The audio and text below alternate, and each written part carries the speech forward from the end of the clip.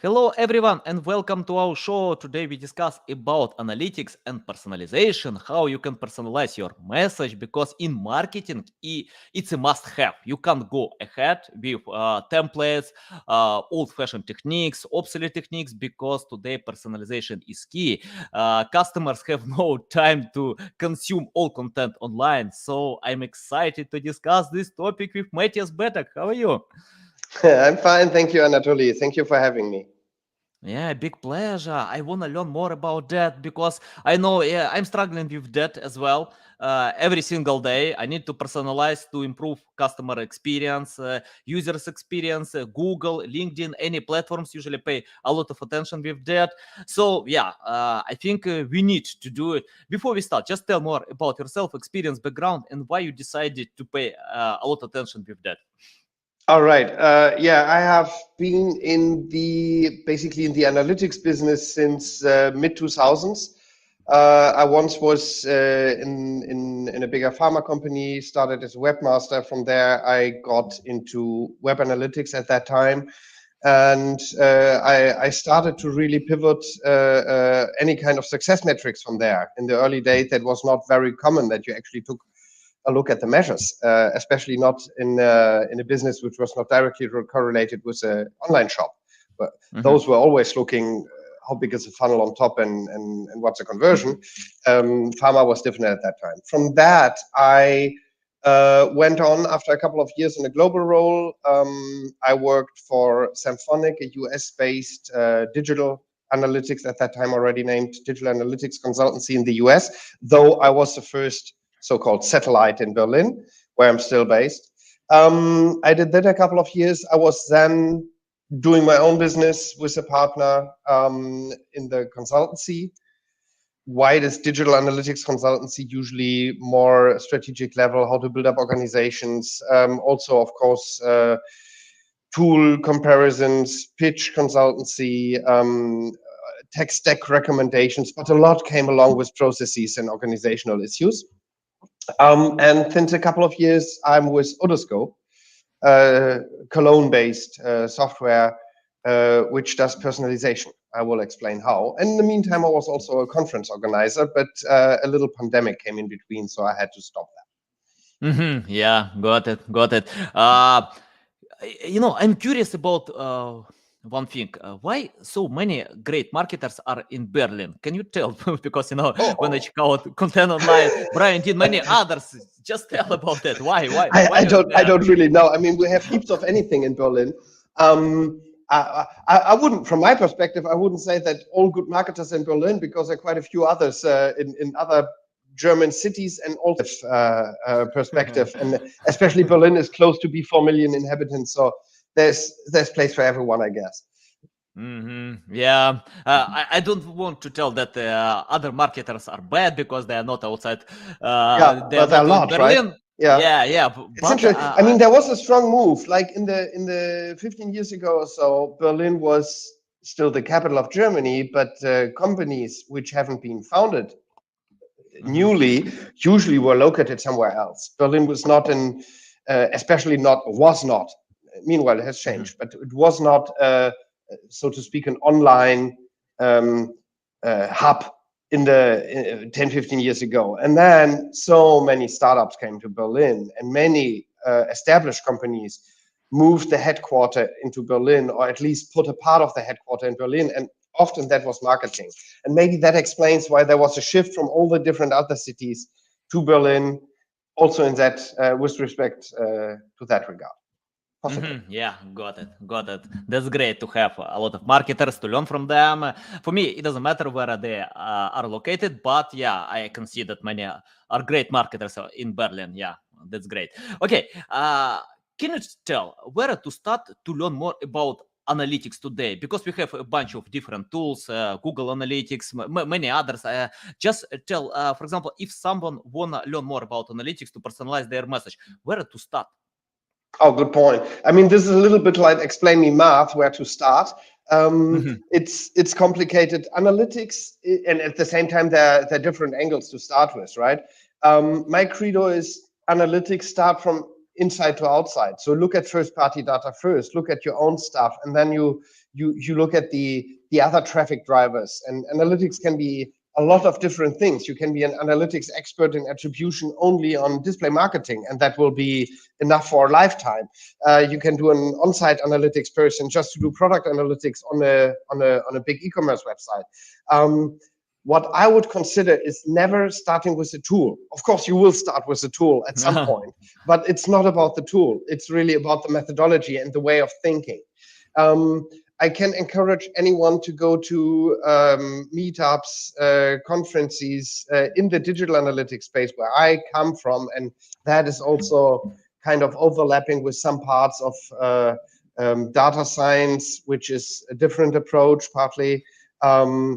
And in my time, there were actually only analysts who didn't learn this because that was not a job before. So I was a nurse, for instance, in my first life. I knew people who were mushroom Scientologists or parachute divers or whatnot who ended up in analytics by any reason. So it was a great time to meet people from different areas and to have different influencing factors. There is a Digital Analytics Association, mainly in the US, but it's a global one. That is a point to contact. It may be that you have analytics meetups, evening events in your city, stuff like the Measure Camp, for instance, or different parts. So that's something to start with. Generally, if you're in the analytics, don't focus too much on a tool and a certain function. Focus on how it works, ask questions, and doubt a lot, because you said there are a lot of great marketers, but marketers sometimes also talk very bold. So not everything which is called AI is actually AI. Sometimes it's a simple lookup. And that mindset, I think, is important for people in analytics, either when they become analytics from a very technical perspective, or in the middle management, or even a strategist in analytics who never ever pushes the button anymore, but he needs to know what to do and how to do stuff. Yeah, love it, love it. You remind me a few marketing books. When ACO of big companies usually go to the customers, spend time with them, learn from them, and they don't rely a lot on tools. Yeah, we have great tools, but I'm not sure it's a good idea just to rely on tools because they share average data. You can't get exact data from tools that if you want to relate with your customers to learn from them. So yeah, I think it's important. Yeah, love it. Oh, absolutely. Okay. And it's, you said, and there's a big trend between make or buy, right? You can buy a tool, it's all set. And I would assume that 70 or 90% even of the license is actually the user interface, because that's the most complicated thing to do and to maintain over time. And if the GUI looks good, you don't even see if that's a rotten kernel behind it. I mean, you get a glance. But so there is a shift for, let's say, high-end analytics to really have their own assets under control. And that often means you will use some part of tools, but you will also develop your own stuff. Or you don't pay so much attention about how a tool looks like from a user interface, because you use the underlying functions, and you may control it in a different way. So I think in advanced analytics, there was a strong trend towards making your own solution. And there's also hybrids, because there are quite powerful also open source tools out there, which can be combined with different other factors. And that makes the big power. But there is no silver bullet, because every business and every organization is different. And so you need to find the most suitable approach.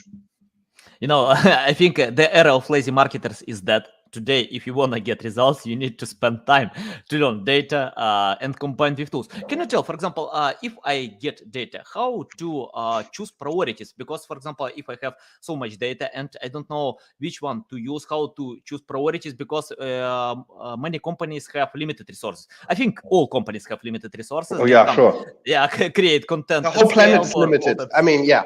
That's a good question. I don't think that the volume or the size of the big data doesn't scare us anymore. It can be any big. right? There are tools who can deal with it. Of course, if it's too big for the respective tool, basically a database application, because you do queries which are crunching too many numbers for that technology, then you will just have idle time and that will annoy you heavily. So the amount of data is less a problem with the right infrastructure. It's more, which is the data you're looking at? What is the goal? What do you want to find out? The most difficult stuff probably is to look at a data set, let's say e-commerce, and you have all kind of traffic channels, you have all kind of visitors and visits and back and forth and bounces and product views and whatnot. What are you looking for? Do you want to find some insights just by finding the needle in the haystack? Oh, that is very unlikely. So either you need automatisms, which can throw you out any kind of alerts, peaks or lows or whatever might be of interest, or you have very concrete questions, because yesterday was a 10% traffic peak, but by any reason a 5% low in conversion. So was it invaluable traffic? Was anything else wrong? And stuff like that.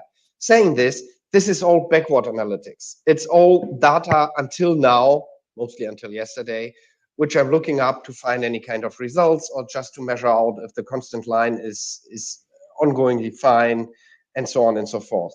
The more valuable analytics, assuming you have set up a running business, is more predictive, preventing stuff, and finding hidden nuggets, as we say, right? And that is nothing which, it's not only a creative job, certainly not, because you can come up with millions of teasers and each one is void, right? And at the same time, you miss the right point. Yeah, got it. Valuable. Can you tell how to create the right content strategy when we get data, a lot of data, we filtered out some stuff that we don't need to use, and how to create this strategy? Because let me explain why I want to ask about that.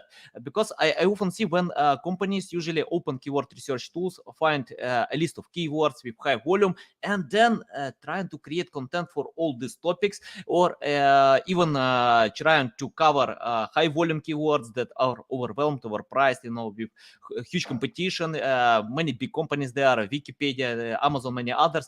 So how to create this content strategy that will provide results in the future? Because you mentioned a few times about forecasting data, about what kind of results we can get. So it's a very good question, and I think it's a very human thinking of having segments and kind of serving them. But if you do this in a manual way, right, or by single resources, let's say this guy cares about segment A and she cares about segment B, and you have, I don't know, only 500 segments, that is a ridiculous amount of work. It can't work, right? So you need some automatism. Prediction is basically a bet. I look up in the past what happened there. I consider this as a likely given for the next one who comes, right? Or the next happening, whatever it is. And if that happens, I use the historical lessons, so to speak, to kind of feed what I think is most likely convert. That is a content strategy, roughly speaking, without manually saying, he gets a story about dolphins and he gets a story about elephants and he gets a story about monkeys, or she, but rather you have millions of pieces, and the question is how to sort it.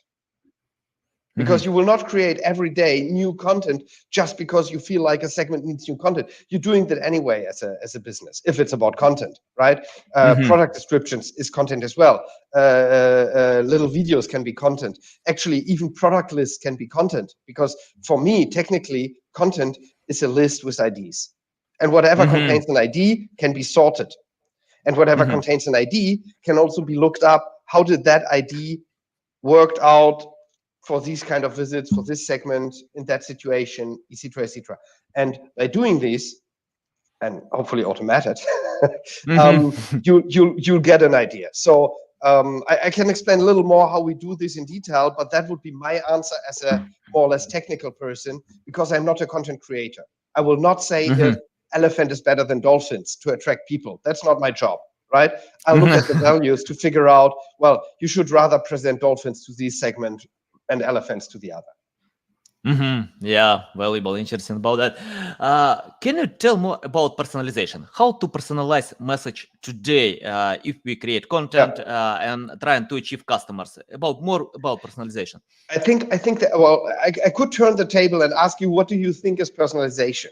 Maybe that's a good question, because then I will answer what I think it is, because I think there are quite different variations of definitions. Yeah, I think for me, personalization, when I open landing page or any website and I can get content that was written for me, with my style. Like, for example, if I want to get friendly style, then that was written in friendly manner. If we open government websites, that means to need like to be official, formal style. Or, for example, if I open content and I'm looking, let's imagine weight loss supplements, that means I'm not interested to get weight loss reviews, weight loss, how to lose weight for 2 months. I need supplements because I've learned about how to lose weight. So just how to personalize message, because most customers are impatient. They usually open content and leave for a few seconds, because they don't get what they want to get. Okay, that's a good definition. Great. I mean, it's totally valid. There is no wrong or false here, or right. It opens a few questions for me. One is, how should any kind of tool or website, talking about websites, I mean, I don't mind if it's a different thing or if it's an app, or basically it's I don't know, an internet ready device, right? Which is able to connect and to present stuff. As long as you're not logged into anything, the tool cannot know who you are. If I know Anatoly likes dolphins rather than elephants, that's easy if you go to Facebook or to Amazon or something which is login by standard. But if you go to your favorite web shop or to your favorite newspaper, how should they know before you log in? So there are two ways of personalization. One is what I call the personalization. That's really based on my personal desires, and there need to be some kind of access into my profile or into some kind of interest, and something which is dongled to my name or to my email or to my user ID. That happens with cookie recognition, possibly, and with logins and with other forms of recognition. But if that doesn't happen, and in e-commerce you have roughly 60 to 80% of the incoming traffic, which is at the first click unknown, you just don't know nothing. All you have is a few session parameters. You probably know the geolocation. Of course, you know the day and the time of the day. You know the referrer. You know the browser and the operating system. That is not more than you have. And that is already enough to do personalization. And that's an interest. And I think this is radically underestimated and way too less done. Because if I have these, and this is how it works with our tool, if I just have your geolocation, your browser, your operating system, and day and time, these data points I can look up. Well, it's actually not a lookup. I can analyze the whole historical data, the raw data, and find users like you, so to speak. Means they have, even though data points don't say nothing, if you're a white guy or a black guy, or a man or a female, or a child or a grandpa. But with these data points, I find already significant peer groups which have been acting similarly. And probably it would be a different peer group between a Monday morning visit and a Saturday afternoon visit. It's not direct, it's by session. And every moment of that session, every point of that session can be a differentiator. And that can already be personalized. And we see that it works. And we see great uplifts with unknown traffic, which can become known after a few clicks, but you don't want to lose it in between. And by this, we can engage people, because we do direct data activation in the moment it happens, not only having the information stored and kind of a recipe in mind for the next visit. That's one approach, but that is not real time in terms of data activation towards the user. Yeah. I stop here. There I was mean, a lot of information, so ask, but it was not yeah. clear. I believe, because yeah, any topic, if you wanna learn more about that, yeah, it's better to spend so much time, like a few days. For example, if I wanna cover new niche, and before hiring someone or delegating this task, I usually learn. Myself, like a few days, even for my clients, for example, if they wanna get SEO results, I tell them, if you learn a little bit more about SEO, like a few days, you can get much. We can get together much higher results, because if they don't understand what they wanna. What kind of Achieve? traffic they wanna get? Yeah. It's hard to get high results. For example, it's the same, like, I don't know, to learn French. Let's imagine French. If people don't understand why they need to learn French, how to learn it, any coach can help. Any mentor can lead them in the right direction. It's the same with, I don't know, like to lose weight. If you want to lose weight, so you need to understand why you need to eat right, why you need to train, why you need to sleep, many other stuff. So yeah, I You think. can just follow the recipe and be and stay silly, and it may work. But I get your point. Usually, you should do these because you know why, and that makes intelligence. Because once you have understood why it is, you can actually change the recipe towards your needs. Otherwise, Yeah, you will yeah. just follow the line like like a machine. That's not very Yeah. intelligent. Yeah. Yeah, exactly about that. I found on your LinkedIn profile your main focus: digital web analytics and data integration. Can you tell more about data integration? How to integrate data today? Uh, but I mean, yeah, data integration in web analytics was kind of coming second, because first of Hmm. all, the plain data was the web analytics data. Then came Hmm. data integration, because you started to mix these data with CRM data, with product data, with maybe even with weather data or with event calendars or whatnot, to figure out what factors are driving these. Hmm. Data integration leads to business intelligence, how it's called, right? Technology stack. So you have and BI is decades older than web analytics. I mean, that's an quite established discipline, and they managed to do data integration for a while. Meanwhile, it's more like, first of all, we're talking about stream data. So data is coming in all the time, every second, and actually a lot of data every second. So the pace is much stronger, and at the same time the noise is bigger, because if you go look into digital analytics, you have a lot of bounces and human behavior, clicking forth and back and forth and back and back and forth, visiting the same page 15 times again. Why not doing it immediately? So there's a lot of noise which you need to reduce. And data integration is basically, it's not a big deal. You need a big database with, so to speak, different bins for the different data parts. The more interesting and complicated part is how to combine it. So you need a key for data integration. Otherwise, it would be in parallel and not be together. So speaking about web analytics data, and I have session IDs, I probably want to connect the session IDs to the product IDs which were ordered. So I get a better idea how that was distributed. One idea. Yeah, got it. Right. Sometimes it's only a Yeah. timestamp. If you look at weather data, you have a timestamp and you correlate this to what happened on site, and you look if this is significant or not. Mhm. One more thing I found on your LinkedIn profile. I want to ask some questions that people are asking me all the time about customer journey. For example, I often see when businesses can convert traffic, but it doesn't sell, just without any sales results.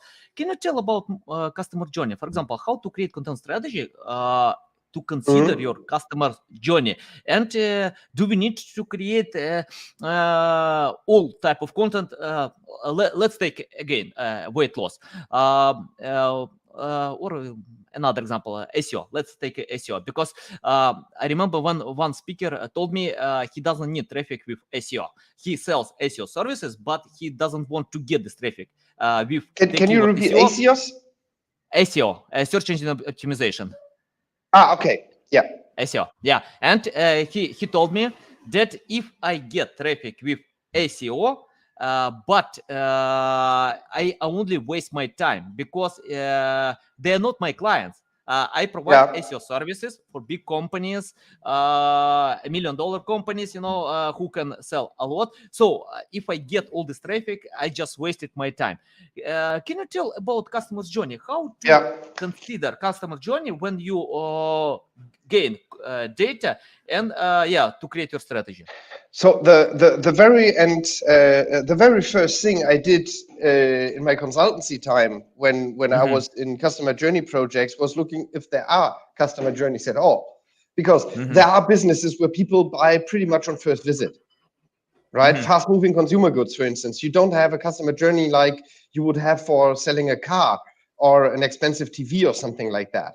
It's normal that usually an expensive product or a more complex product takes more time between the first thought of thinking of it to actually purchasing it, right? So if there is no customer journey, why bother? If 80% of your clients are buying on first visit, skip it, right? That's the fast part. If that happens, usually it's a little different, and you have customer journeys like crazy with 117 repeating visits before purchase happens in average.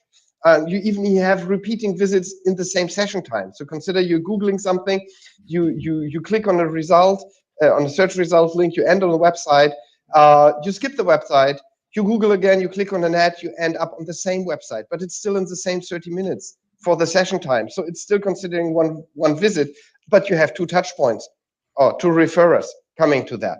So the first thing in customer journeys is kind of drawing a landscape, so to speak. How long are your customer journeys? Probably not an average, but also by segment. So let's say 10% have short ones, and then there's a long tail which distributes that away.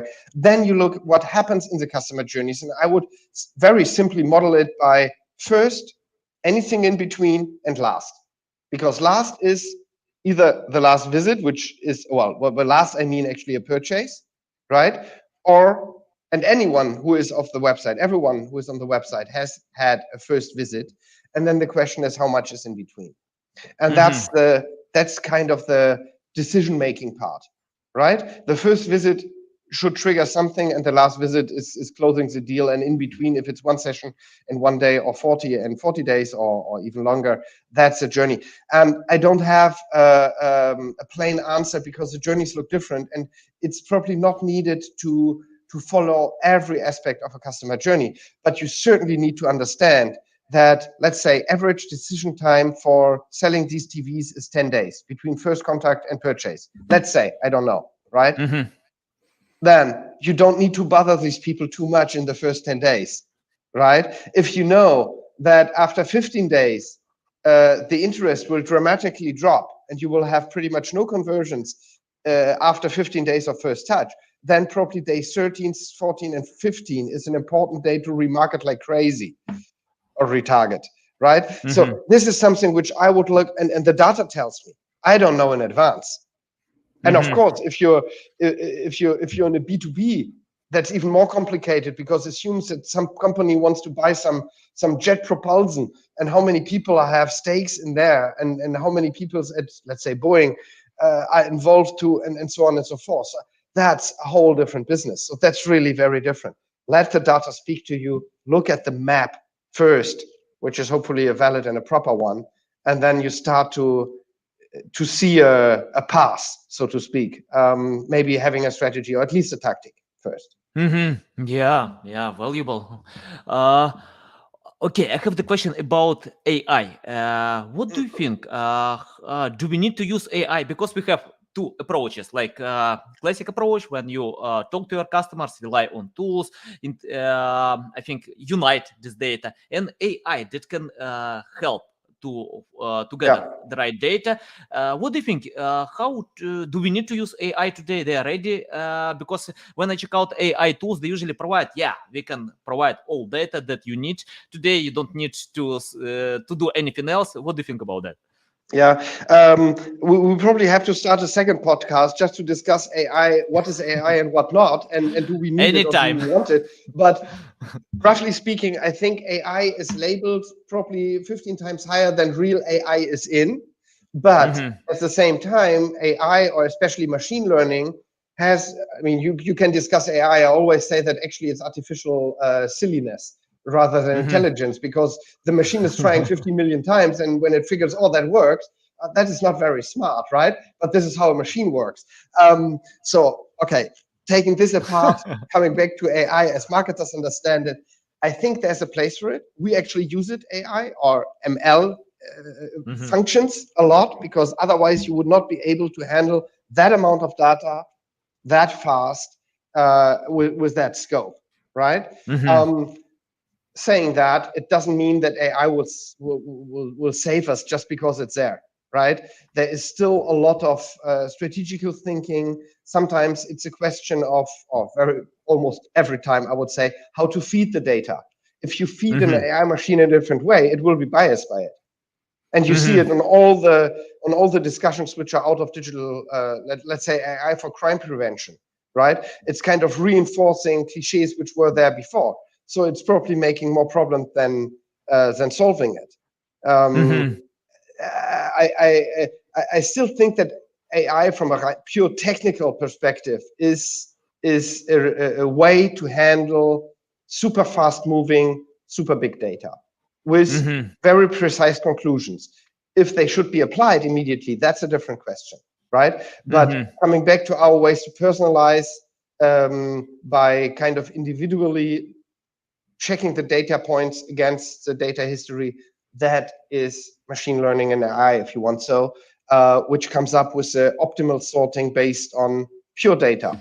And of course, you can also weight an AI, which we can do as well. So sometimes you don't want the AI to purely drive out what you want, but you also have some weightings, right? Like in e-commerce, it could be that you still want to have a few sales up in the list. Or if someone selects red, he should still see some blue, right? Just to try out to get rid of certain sales or to push certain brands, which are probably not that common or so.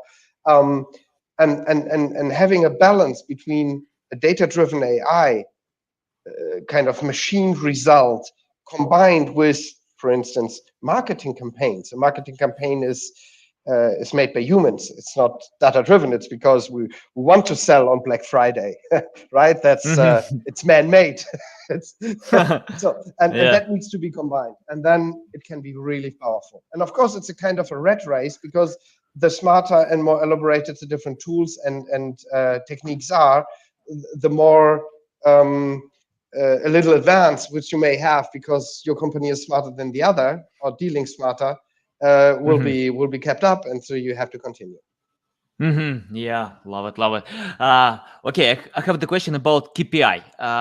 For example, when businesses start any journey, they usually build high expectations. Oh, I get million sales, something like this. So, but if you can't get such results and your KPI is low, what to do? Can you tell more about testing and how to set up the right KPI or forecast the right KPI for future? Good question. The simplest way to optimize a KPI is to lower the base against the KPI. So assuming, that's a trick, right? If you lose all your traffic, but you keep all your customers, let's say your loyal customers, then you will have conversion rates like crazy, because 90% are buying. You lose all the traffic which just visits, doesn't like it and goes away. If you talk about real KPI optimization, then we're talking about optimizing on the same base. That's one thing which needs to be done, because sometimes you use brute force. I once worked for a bigger, real big retailer in Germany, and if the competitor came up and was almost even with sales online, they just pushed the wheel a bit, and with pure advertising increase, they doubled their revenue within a year, but that was cost incentive, right? But that was their way to react fast, because that was easier than changing their whole departments and ways and tools and tech platforms. Back to your question, a KPI needs, first of all, to be thought through, not to be a reflection of something which is a bubble, right? You don't need to have too many KPIs, because and especially KPIs need to be aligned, by the different departments.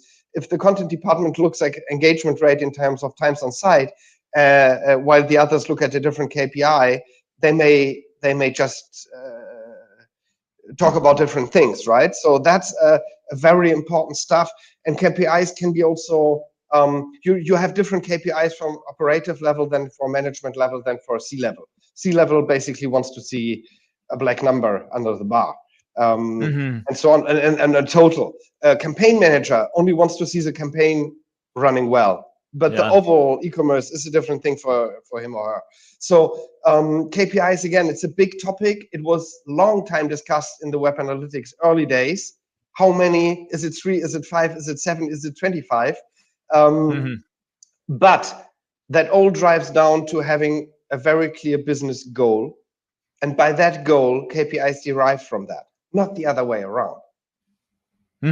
Yeah. I remember when I started my first Google Ads campaigns.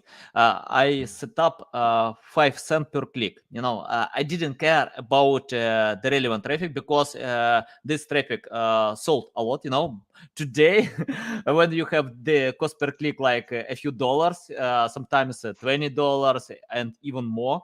I think it's better to use data. To find the right clicks. And especially, and that example is especially how to say discussable, because if you don't measure but rely on measures from a different tool, especially a tool which sells you advertising as well, that's more difficult.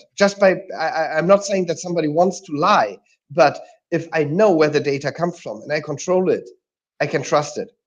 When I have to rely on some data which some service provider gives me, I have to deal with it. Probably I just get it as an aggregate. I get a certain conversion rate or so, but I don't know exactly what happens. I cannot experiment and test on it, and I have to deal with it. So that's kind of a downside, especially in the advertising business, where you see the result of the advertising sometimes not in a direct way.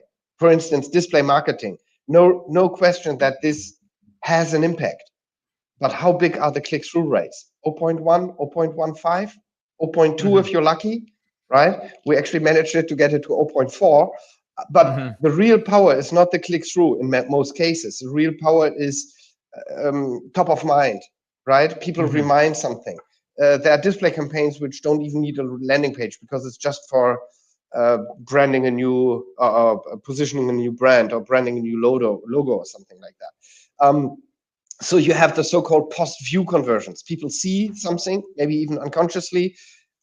They come back in mind a few days later and say, oh, yeah, I've seen that. And then they probably end up as a direct visit or by search advertising and not more display advertising. But the initial factor was display.